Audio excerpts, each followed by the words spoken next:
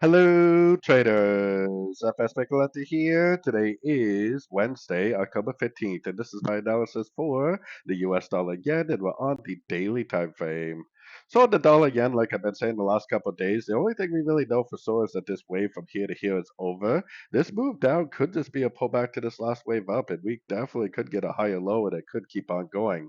I've been saying that possibly this is a top right here, and if it is a top, it needs to be obvious because a real top is usually very obvious because the market will be very, very impulsive. It's not really looking all that impulsive as of right now, making me think that it really is going to make more legs to the upside.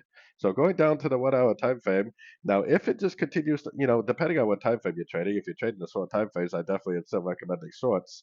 But if it continues to, make lower lows, lower highs, it doesn't break any significant structure, and it just keeps on trending down, then you would just continue to look for shorts the whole way down. If it goes down to a Fibonacci retracement level and then makes like, especially if it makes like a break of structure to the upside or a nice big engulfing move, then I would be looking at this as a possible ABC correction to the uptrend.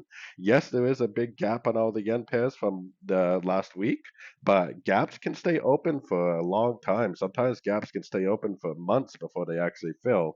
So don't be trading just based on the fact that there's an open gap, because this gap definitely doesn't have to fill now. It could potentially fill weeks from now. So anyways, don't forget to check out my website linked over here in the corner. And as always, thanks you for watching and happy trading.